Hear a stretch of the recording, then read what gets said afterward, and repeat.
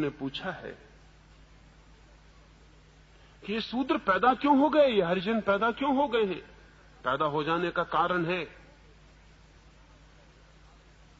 दुनिया में वर्ग सदा से हैं, क्लासेस सदा से हैं, लेकिन वर्ण हिंदुस्तान की अपनी ईजाद है। वर्ण दुनिया में कहीं भी नहीं। वर्ग सब जगह है, गरीब है, अमीर है, लेकिन शूद्र और ब्राह्मण और क्षत्रिय और वैश्य जैसा वर्ग कहीं भी नहीं, वर्ण कभी भी नहीं।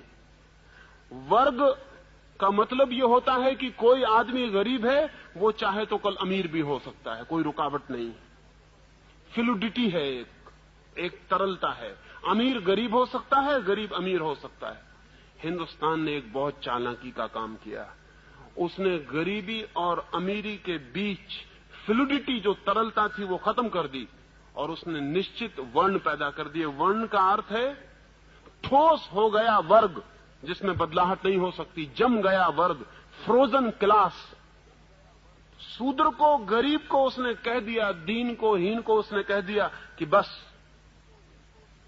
तू जम गया, अब तेरे भीतर से बदलाहट नहीं हो सकती, तू ऊपर नहीं जा सकता। ऊपर की क्लासेस को इससे फायदा हुआ क्योंकि नीचे की क्लासेस का कंपटीशन, प्रतियोगिता खत्म हो गई। हिंदुस्तान ने एक तरकीब ईजाद की प्रतियोगिता खत्म करने की। करोड़ों शूद्रों से प्रतियोगिता खत्म हो गई। अब उनके बेटे ब्राह्मणों के बेटों से संघर्ष न कर सकेंगे ऋषि होने का। अब उनके बेटे वैश्यों के बेटों से धनपति होने का संघर्ष न कर सकेंगे।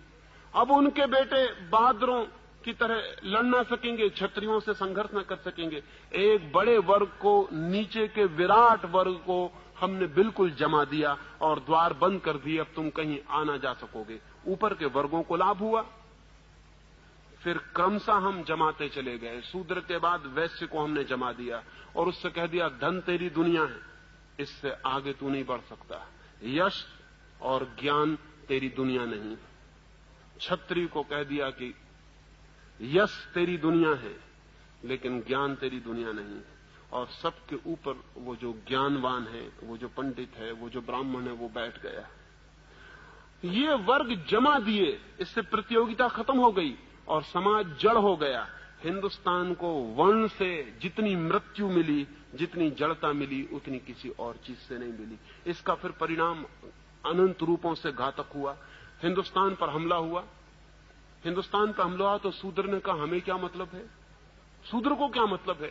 भंगी भंगी रहेगा, चाहे मुसलमान दिल्ली में बैठे कि हिंदू बैठे कि अंग्रेज बैठे, भंगी में क्या फर्क पड़ने वाला है, भंगी भंगी रहेगा। भंगी ने कहा हमारा भाग्य तो तय है, तो कोई भी राजा हो हमें क्या हानि है, हम तो अपने चलते चले जाएंगे, जो हम करते हैं करते चले जाएंगे। हिंदुस्तान की विराट जनता वर्णों के कारण हिंदुस्तान के जीवन में अरुचि से भर गई, विरागपूर्ण हो गई। हिंदुस्तान कभी गुलाम ना होता अगर हिंदुस्तान में शूद्र न होते। हिंदुस्तान कभी गुलाम ना होता अगर हिंदुस्तान में वर्ण न होते। हिंदुस्तान की वर्ण व्यवस्था ने हिंदुस्तान में ऐसे तबके बांट दिए कि एक आदमी को कोई जरूरत न रही चिंतित होने की। सिर्फ थोड़े से लोगों को चिंतित थी, क्षत्रियों को, कि हम अपने राज्य को बचाएं, बाकी पूरे देश को कोई प्रयोजन न था। गरीब को क्या प्रयोजन है अमीरों के झगड़े से, कोई प्रयोजन नहीं है। वही तो अभी भी हो गया, फिर से वही हो गया। अंग्रेज हिंदुस्तान से गए, गरीबों ने सोचा था हमें कुछ मिल जाएगा, फिर उनको पता चला कुछ नहीं मिलता। अंग्रेज पूंजीपति बदल जाता है, हिंदू पूंजीपति उसकी जगह बैठ जाता है। गरीब अपनी जगह है, वो वहीं के वहीं है, उससे कोई फर्क नहीं पड़ता है। अमीरों के झगड़े हैं, ऊपर के झगड़े हैं, नीचे के आदमी को क्या मतलब है। ये हिंदुस्तान के हजारों वर्ष के शूद्रों की वर्ण व्यवस्था की टूट ने ऐसी स्थिति जमा दी कि हिंदुस्तान में कोई सामाजिक धारणा, कोई राष्ट्र, कोई नेशन, कोई भी पैदा नहीं हो सका। लेकिन जो लोग इनके विरोध में खड़े हैं वो भी मौलिक आधारों के विरोध में नहीं है। गांधी जी चाहते थे कि अछूत मिट जाए, लेकिन गांधी जी कर्म के सिद्धांत के संबंध में एक शब्द विरोध में नहीं बोले। और शायद आपको ख्याल में भी ना हो कि हिंदुओं ने जो व्यवस्था की है, हिंदुओं का दिमाग इतना सिस्टम मेकर रहा है, उन्होंने इतनी व्यवस्था की है सिद्धांतों की, सिद्धांतों के मुकाबले सिद्धांत बनाने के लिए हमसे बढ़िया लोग दुनिया में खोजने मुश्किल है। हम ऐसे गजब के सिद्धांत बनाते हैं, हम इतने कुशल हैं सिद्धांत बनाने में कि जिसका कोई हिसाब नहीं। सूत्र हमने ऐसे ही खड़ा नहीं कर दिया, हमने पूरी मनोवैज्ञानिक दार्शनिक पृष्ठभूमि बनाई। हमारा कहना यह है कि जो आदमी जैसे कर्म करता है वैसा उसे जन्म मिलता है। शूद्र वे हैं जिन्होंने पाप किए, वो शूद्र वर्ग में पैदा होते हैं। ब्राह्मण वे हैं जिन्होंने पुण्य किए हैं, वो ब्राह्मण वर्ग में पैदा होते हैं। पिछले जन्मों में जिन्होंने जैसे कर्म किए हैं उनके 4 विभाजन, और उन 4 विभाजनों में लोग पैदा होते हैं। इसलिए शूद्र भी बेचारा राजी हो गया, उसने कोई बगावत नहीं की। उसने कहा कि ठीक है, हमने पिछले जन्म में बुरे कर्म किए होंगे इसलिए हम शूद्र हो गए हैं, अब अच्छे कर्म करेंगे तो अगले जन्म में ब्राह्मण हो जाएंगे। अगले जन्म की आशा में वो आज शूद्र होने को राजी हो गया। हिंदुस्तान का शूद्र राजी है, अगले जन्म की प्रतीक्षा कर रहा है। और हिंदुस्तान का दिमाग बेईमान है, जिसको भी राजी करवाना हो उसे अगले जन्म का प्रलोभन दे दो, वो राजी हो जाता है। जब तक ये कर्म की विचार सरणी न टूटे और जब तक हम इसकी पुनर्व्याख्या न करें, तब तक शूद्र को मुक्त होना बहुत मुश्किल मामला है। और बड़ा मजा तो ये है कि जिससे उसे मुक्त होना है वो उसी से बंधने की पूरी कोशिश कर रहा है।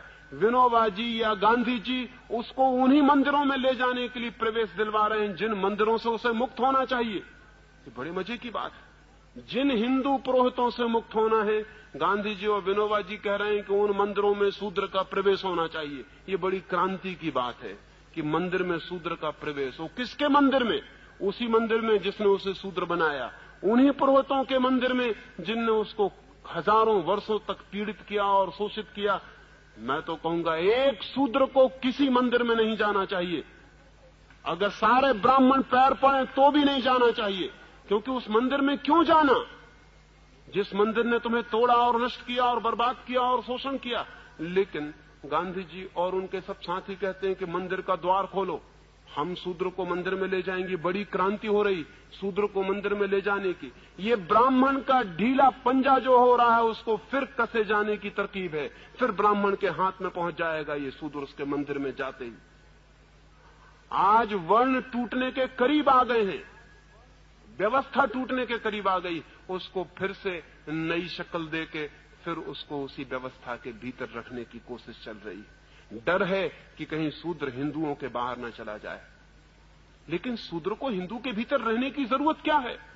सच तो यह है किसी को भी हिंदू होने की जरूरत क्या है, किसी को मुसलमान होने की जरूरत क्या है? आदमी होना पर्याप्त है। और जिसको आदमी होना पर्याप्त नहीं मालूम होता वो हिंदू या मुसलमान होने से कुछ और विकसित नहीं हो जाएगा। आदमी होना काफी है।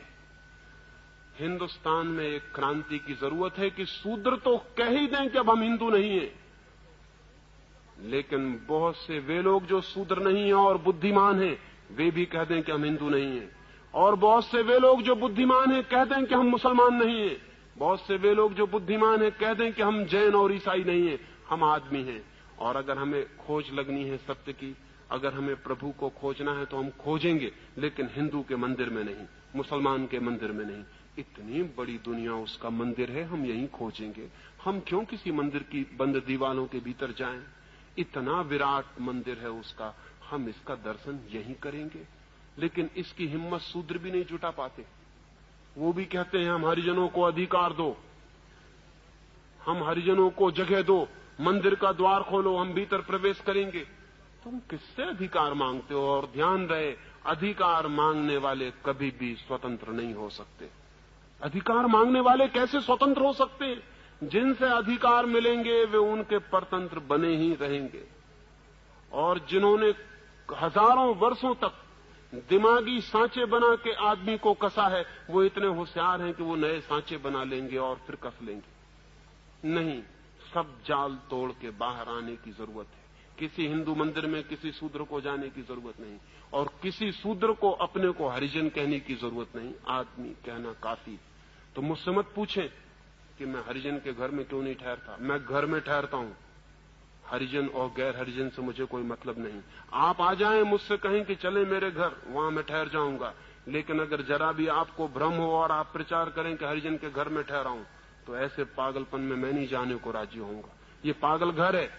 आदमी का घर होता है मैं मेहमान बन सकता हूं आदमी का, हरिजन वगैरह से मुझे कोई मतलब नहीं है। 1000 कारण हो सकते हैं, लेकिन एक ही कारण काफी है।